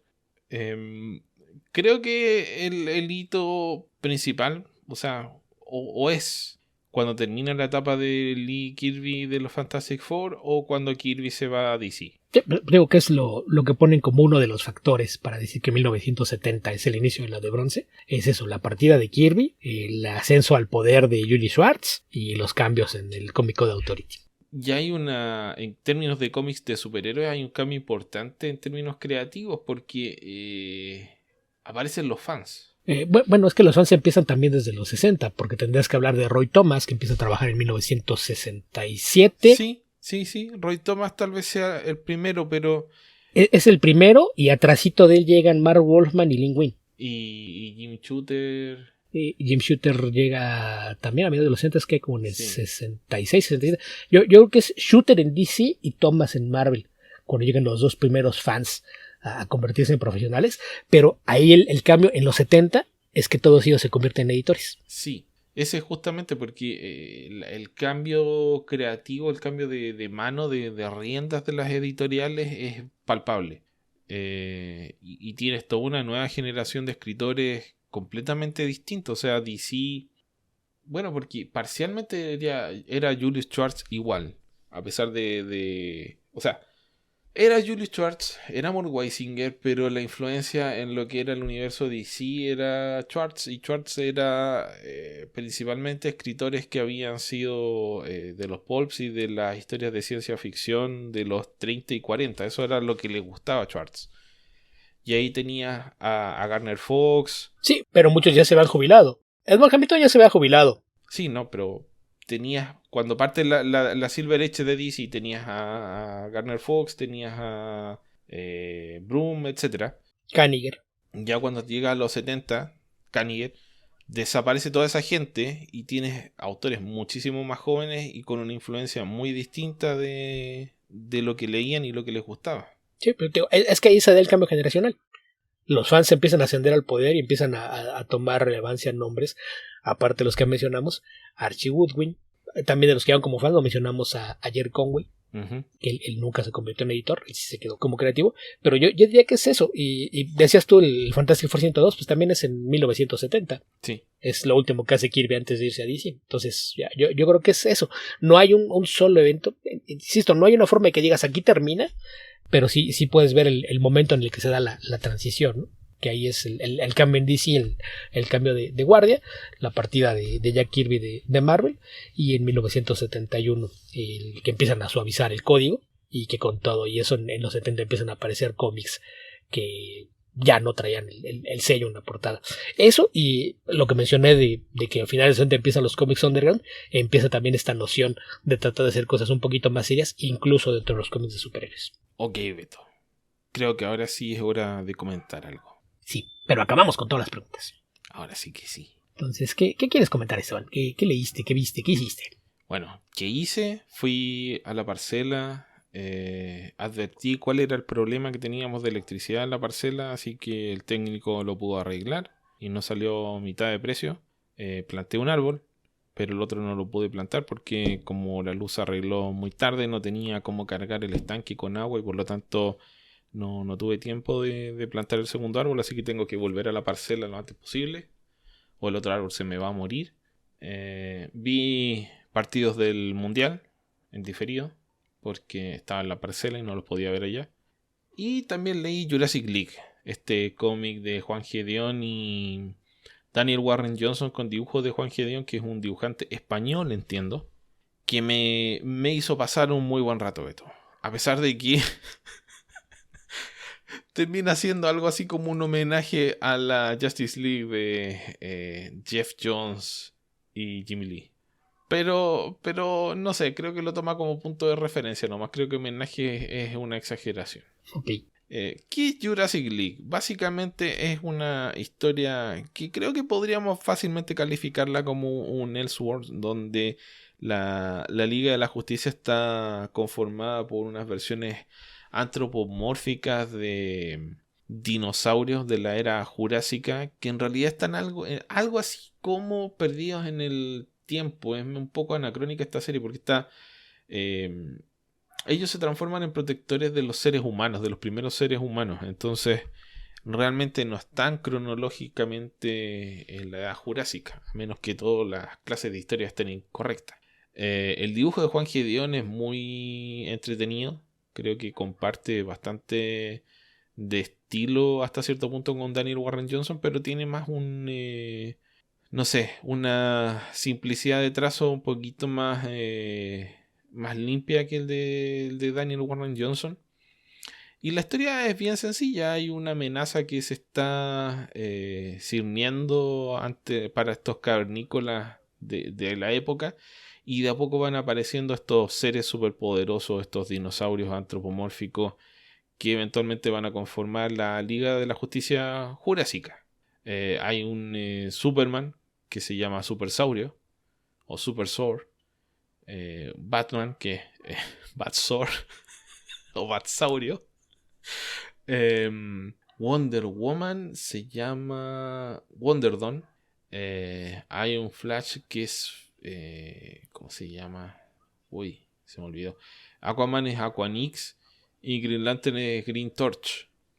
Entonces la amenaza finalmente se revela que es la aparición de Darkseid. Por eso voy al punto de Jeff Jones. Pero se llama Darkilocide. Como no sé qué especie de dinosaurio corresponde, pero estos personajes de a poco empiezan por su cuenta. Por un lado están Aquaman, Green Lantern y Flash combatiendo ciertos aspectos de esta amenaza. Por otro lado se conocen Superman, Batman y Wonder Woman en sus versiones dinosauricas. El único punto bajo para mí de esta serie es el número 3, que no lo dibuja Juan Gedeón, lo dibuja otro dibujante que se llama Rafa Garrés. Y perdón, Rafa Garrés, tal vez te tocó hacer esto a última hora, pero la verdad es que se ve un dibujo bien improvisado, bien poco definido. Creo que tal vez si viese un cómic de Garrés solo, le podría agarrar el gusto, pero esto se ve como un dibujo. Uy, ¿como quién podría ser? Es como Corben, pero feo. Como cuando Corben dibuja así a la rápida. Es muy rústico, muy poco definido, bastante inconsistente en el aspecto de los personajes. Y bien sucia la página, con unos negros bien marcados, bien oscuros, muy recargada la imagen en algunos casos. Entonces ese número en particular no está muy bien. Creo que en realidad me recuerda más a las Tortugas Ninja en blanco y negro, Beto. Un poco, sobre todo por esta forma de hacer el sombreado que tiene, ¿no? Que parece como si no hubiera habido un entintador y hubiera marcado nada más dónde quería sombrear, como cuando tú rellenas en una página con el lápiz así medio al ahí se va. Uh-huh. Te crea esa impresión, el trazo muy suelto. Como mencionas, yo creo que el problema no es que el dibujo sea malo, creo que es un estilo distinto, pero volvemos al tema, ¿no? El problema es el contraste. Cuando no tienes al artista regular y pones a alguien que tiene un estilo que es visiblemente diferente, sí te provoca un choque, ¿no? Porque aparte creo que la cosa es que incluso las páginas se ven un poquito disparejas. Sí. Hay algunas que se ven mejor dibujadas que otras, entonces también no sé si haya habido un tema por ahí de tiempos, porque no sé, se ve más disparejo. Hay páginas que me gusta cómo se ven Insisto, es de esos estilos que también a lo mejor cuesta un poquito adaptarse, pero hay páginas que me gustan mucho y hay otras que sí parece como que las hizo muy a la carrera, pero sí recuerdo un poquito al trabajo de... mencionaste el ejemplo de las tortugas, creo que es ese, quizás el ejemplo más claro de estos cómics que parecen hechos con más entusiasmo que talento, pero sí se ve aquí un trabajo de diseño de páginas o incluso de viñetas que está bastante bien. Entonces no sé, creo que sí más bien es el tema de cómo contrasta contra el arte regular en la serie. Sí, porque a ver, Juan Gedeón tiene un arte bastante más limpio, y usa o sea, tiene una capacidad de crear escenas dinámicas muy, muy bueno. No es exactamente igual, pero tiene como esa fuerza del dibujo de James Harren que comentamos hace algún tiempo, bueno, de varios otros dibujantes, el mismo Daniel Warren Johnson, pero tiene esa fuerza de estas escenas bien, bien dinámicas, con líneas largas, donde los personajes tienen estas poses de superhéroe bien llamativas, que contrasta con otras escenas bastante más tranquilas, y su arte es súper eficiente para ambas cosas. En el caso de Garrett, creo que no, se ve bastante más sucio el resultado final. Pero a mí sí me da esa impresión de que tuvo que ayudar a alguien, tuvo que aparecer ahí para terminar la historia. Lo que me llama la atención, porque entiendo que un proyecto tan o sea, no es como que se necesite que este cómic aparezca este mes para algún proyecto, eh, no sé, complementar algún... No va ligado a nada, nada más depende de esto no depende de nada más. Es una miniserie, ¿por qué no les das tiempo de que la acaben en sus tiempos y cuando esté lista la publicas? Exacto. ¿Qué necesidad había de apurarse con el lanzamiento? No sé, yo imagino que es probable que a Juan Gedeón le haya pasado algo. Que se haya enfermado a alguien, haya tenido algún problema personal y haya tenido que llamar a alguien que lo ayudara a completar ese número mientras solucionaba el problema. Especulo, no tengo idea, no he visto alguna noticia, pero es la única explicación razonable que se me ocurre, porque de otra forma hubiese sido más razonable tener esto listo y sacarlo, y habría sido un tomo muy entretenido, completo, bien bonito, como para sacarlo de una, que tiene este interregno un tanto disparejo entre medio. Así que, bueno, más allá de esa salvedad, que es solamente un número, el 3, creo que es un cómic súper entretenido, sin mayores pretensiones, que basa su fuerza en la fortaleza de una idea tan sencilla como la Liga de la Justicia, que dice, ay, si los superhéroes fuesen kaiju y pelearan contra un kaiju más grande, ¿qué les parece eso? Oh, me parece que eso es imprimir dinero. Sí. Así que a mí por lo menos creo que soy el público exacto, el público objetivo de este cómic. Me encantó, me parece muy entretenido. No voy a decir que es la gran maravilla, pero en su simpleza y en su honestidad de intenciones creo que está muy muy bien logrado. Sí, yo no lo he acabado, yo llevo 4 números, son 6 nada más, ¿no? Entonces, ya, me daré prisa para leerla porque sí, está bastante entretenida, pero pues, insisto, un cómic de superhéroes no tendría por qué cambiarte la vida. Su visión es entretener y divertir, y creo que este cumple, y lo hace con creces. Sí, una buena parte del goce de este cómic es leer las adaptaciones de los nombres y los textos de los personajes. O sea, bueno, acá afortunadamente Marta Saurio no tiene perlas infinitas que se caen por un barranco, Beto.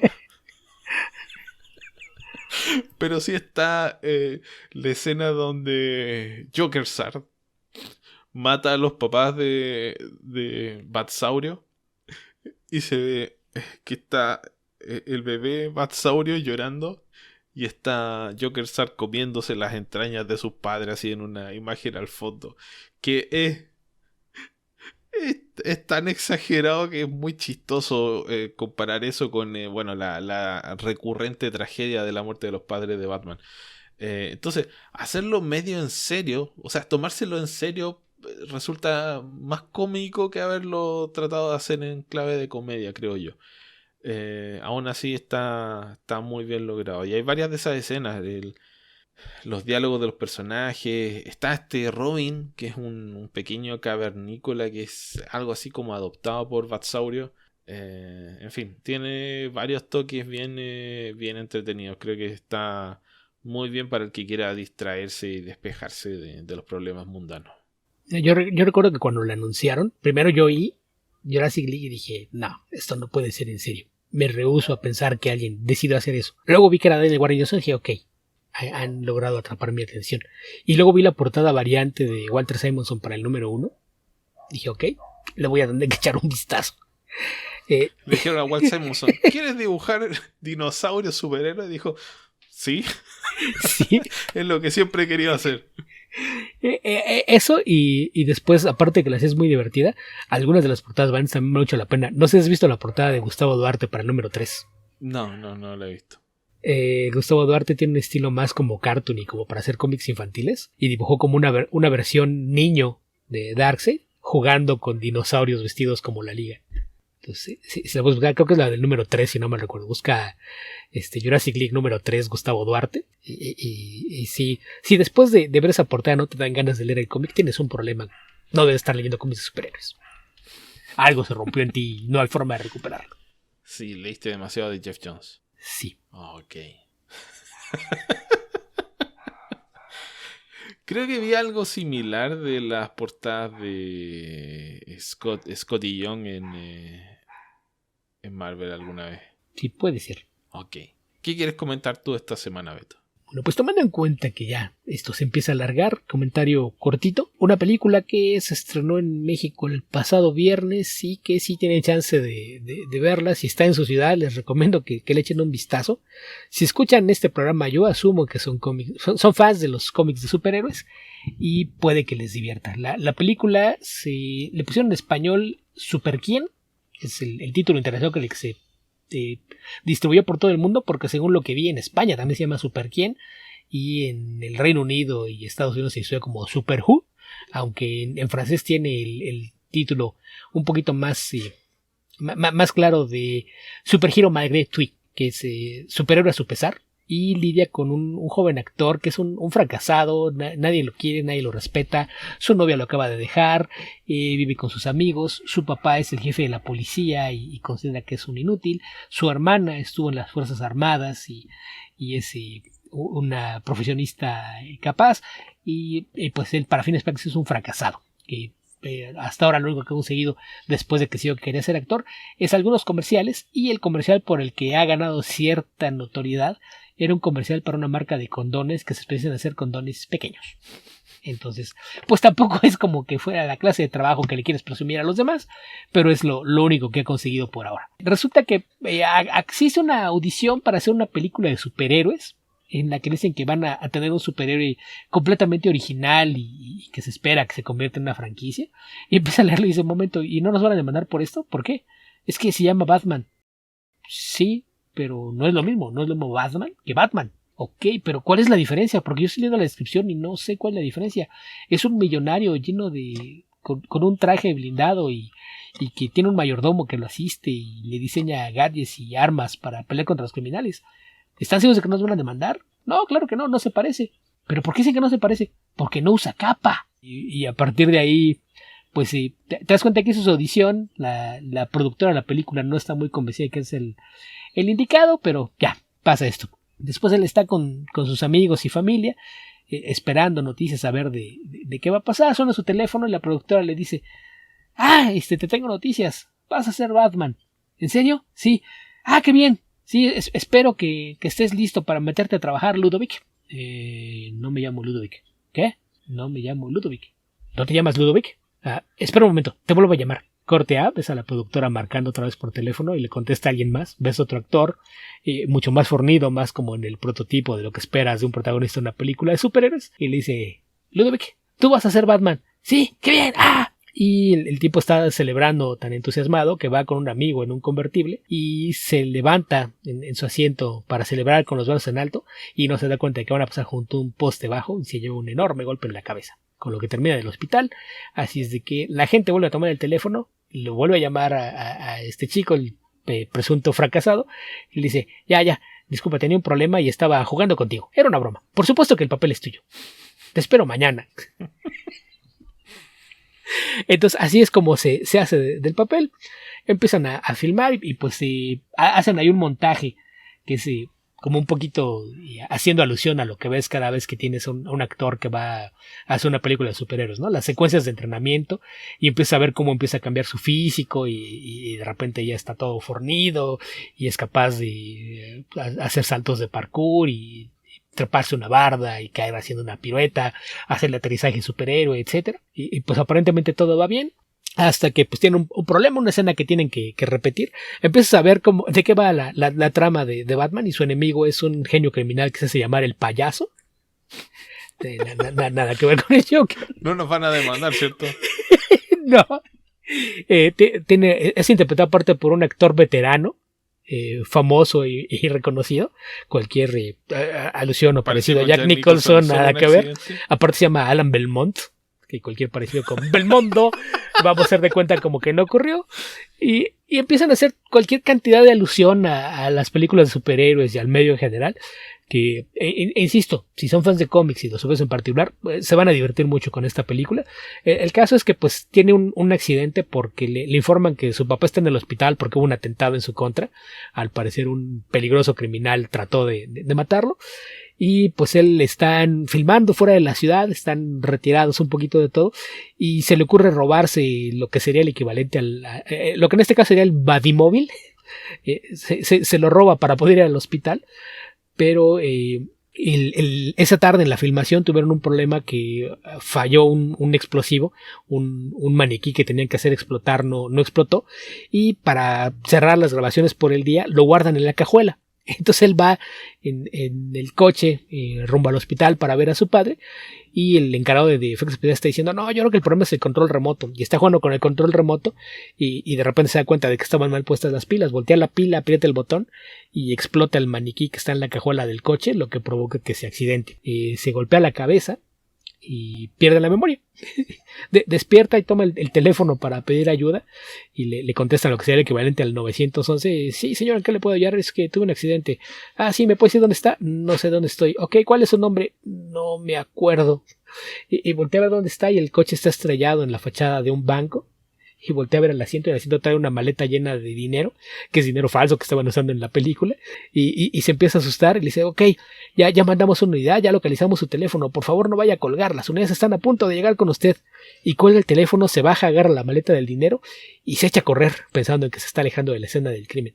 La policía lo ve que se está alejando y empiezan a perseguirlo, y tiene una confrontación con ellos y demás, y a partir de ahí se viene una serie de confusiones que terminan en que él está convencido de que es un héroe de verdad, porque trae parte del equipo que trae su traje, trae un proyector holográfico en donde hay un par de mensajes de su mayordomo que le explican quién es y a qué se dedica, y el otro que le dicen que el payaso secuestró a su mujer. La dirección a la que tiene que ir si quiere volver a ver a su familia con vida es la dirección del actor que interpreta al payaso, y cuando llega ahí resulta que es el cumpleaños del actor y tiene una fiesta de disfraces.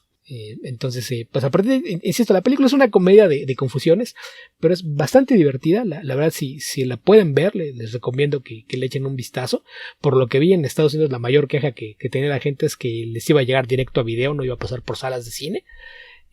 Pero pues por acá en México llegó, al menos en algunas salas. Aquí en la Ciudad de México yo he visto que está, sobre todo en los complejos más céntricos, si es posible verla. Entonces, sí. Si son fans de los superhéroes y les gustan el cine de comedia, de acción, yo creo que es algo con lo que se pueden divertir bastante. Super 100 es el título con el que se estrenó esta película en español, y pues es una película bastante divertida, que a mí en particular me gusta mucho la comedia francesa, entonces la disfruté bastante, y yo creo que puede ser del agrado también de varios de nuestros escuchas. Ok, suena bien. Comedia de enredo. Sí, que aparte el director es el protagonista de la película. Les digo, el título en inglés es, en francés es Superheroes malgré lui, que se traducía así como superhéroe a su pesar, o a pesar suyo. ¿Quién dijiste que era el protagonista? Es un actor y director que era parte de un grupo de comedias, se llama, se apellida Lacaux, pero ahorita no recuerdo el nombre, déjame ver si lo encuentro por aquí en la mano. Philippe Lacaux. Ok. que la coescribió junto con su hermano Pierre Dudin y Julien Arruti, y es protagonizada por Philippe Lacaud, Elodie Fontan, Derek Bodali, Julien Arruti, Alice Dufour, Jean-Hugues Anglade y Amir Wakef. Ok. No creo que llegue acá a Chile, Beto, pero bueno. Aparte es muy cortita. Puedes buscarla por medios alternativos. Aparte es muy cortita, dura como hora 20.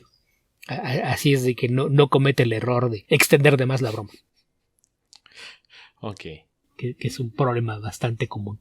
Aparte, si son fans del cine francés, yo soy muy fan de las actrices francesas, se me hacen muy guapas y aquí hay dos bastante guapas, porque quienes interpretan a su hermana y a su interés romántico son Elodie Fontan y Alice Dufour, ambas muy muy guapas. Más motivación entonces. Además, sí. Ok, Beto, creo que con esto estamos llegando al final del podcast. Sí, creo que sí. Recuerden que nos pueden encontrar en www.comicverso.org. Nuestro Facebook es www.facebook.com/comicverso. Nuestro Twitter es comicverso. A Alberto lo encuentran como Albion2112. A mí me pueden encontrar como epedreros. Y nuestro Patreon, www.patreon.com/comicverso, donde pueden acceder a nuestros especiales mensuales, a la publicación anticipada de Comicverso y a la publicación anticipada de Tierra Prima, que TikTok se acerca al final. Tierra Prima número 19 ya fue liberada para todos nuestros escuchas en nuestras plataformas y se acerca la grabación y muerte y despedida de Tierra Prima con el episodio número 20, para el cual todavía no tenemos invitados. Como dice Beto, nadie se ha ganado ese privilegio. Así que ya que nosotros empezamos, parece que nosotros tendremos que enterrar a Tierra Prima. Insisto, si alguien quiere participar, escríbanos y díganos por qué merecen ustedes estar en la última emisión de Comicverso Tierra Prima. Sí, la meritocracia no funciona en la vida, pero funciona en Comicverso. Es que es una meritocracia, Esteban. Es una dictadura a dos voces, entonces. Porque así lo dijimos y se aguantan. Sí, no olviden que será nuestro poder dictatorial el que determinará el mérito de sus propuestas. Ajá. Nos tienen que convencer a nosotros, a nadie más. Y Beto también lo pueden encontrar en muchísimos lados. Beto, diles cuál es tu Patreon y en cuáles podcasts te pueden encontrar. Y bueno, también participo en el podcast de Revista Comicase, también conocido como el poderoso podcast Comicase, que lo encuentran en su plataforma favorita y generalmente como Comicase Podcast. En algunas van a encontrar dos perfiles, uno que dice Comicase Podcast y otro que dice Podcast Comicase. El que tiene el fondo rojo es el correcto. El otro, cierto administrador y responsable de la cuenta, perdió los accesos, entonces el que está actualizado es el que tiene el logotipo rojo. No vamos a decir que se llama Jorge, ¿cierto? Tomarín se enojaría mucho con nosotros si decimos quién fue el que perdió el acceso. Entonces, por eso hay dos cuentas. Una cuenta está ya obsoleta y quedó en desuso. La cuenta vigente es la que tiene el logotipo rojo con negro. Aparte de eso, participo cada 3 semanas más o menos en De la Ciencia a la Ficción con nuestro buen amigo Héctor McCoy, que también ya fue parte de Tierra Prima hace un par de emisiones. Y ese estamos próximos a grabar. Ese sí todavía no estará disponible, estará en proceso de grabación. Para cuando estés escuchando esto, vamos a hablar de una película que tiene mucho que ver con pandemias, contagios y demás. Pero ese también lo encuentran en su plataforma de confianza como De la Ciencia a la Ficción. En Twitter es de la Calaf, por si quieren estar al pendiente de él. Y mi página de Patreon, como mencionó Esteban, está en patreon.com/guía ficcionauta, todo de corrido, guía ficcionauta con X en lugar de doble C, en donde encuentran acceso anticipado a las reseñas que normalmente publico en mi blog, que es hogarnecesidades.blogspot.com, y aparte de ese acceso anticipado, hay también algunos textos originales y exclusivos para esa plataforma. Habitantes del futuro, donde sea que estén y cualquiera que sea el momento en el que estén escuchando este podcast, que tengan ustedes muy buenos días, muy buenas tardes y muy buenas noches. Cuídense mucho. Hasta la próxima.